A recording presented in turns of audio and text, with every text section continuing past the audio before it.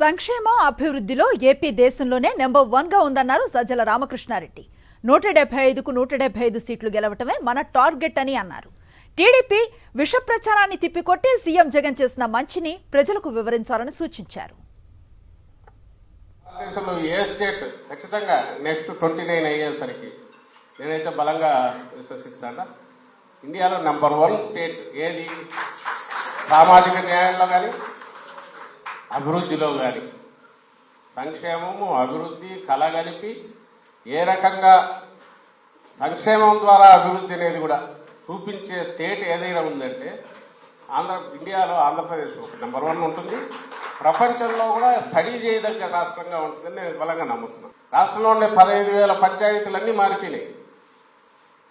ఎవరన్నా ఊహించినారా ఒక family doctor concept అనేది వస్తుంది? రోగం వస్తే ఎక్కడికి పోవాల్సి వచ్చింది. ఈరోజు అది మనం అక్కడి నుంచి 5 వరకు లింక్ చేసాం. ఇంకా కావాల్సినవి ఉన్నాయి. ఇంకా 17 మెడికల్ కాలేజ్ కావాలా, స్పెషలిస్టు కావాలా, ఇవన్నీ అవుతాయి.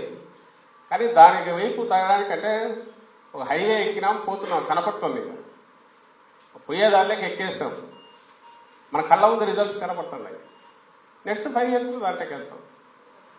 ఆ వెళ్ళాలంటే మళ్ళీ ఎవరు రావాలంటే ఈ ప్రభుత్వం రావాలా.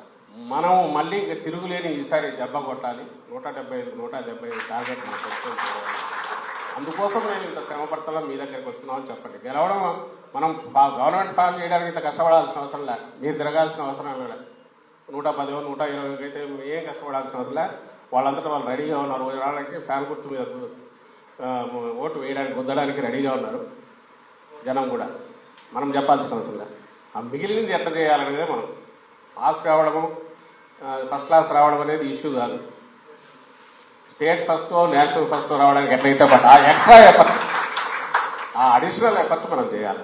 ఖచ్చితంగా కంటిన్యూస్గా వాళ్ళు చేసే విష ప్రచారం దాన్ని ఎప్పుడెప్పుడు తిప్పికొట్టడానికి మంది పాజిటివ్ పోవడం అనేది తప్పనిసరి. ఈరోజు చూస్తున్నాం, చంద్రబాబు నాయుడు ఎన్నాళ్ళైంది అరెస్ట్ అయ్యి ఆ తర్వాత నానా రోగాలు ఉన్నాయని చెప్పి ఏడ్చి గగ్గోలు పెట్టి ఆగింత పిల్లోడు కదా చేసినట్టు చేసి కోర్టు దగ్గరకు పోయి అన్ని రకరకాల నాటకాలు ఇవన్నీ చేసి అన్నీ చేశారు. అసలు ప్రపంచంలో లేని రోగాలని చెప్పినారు కదా.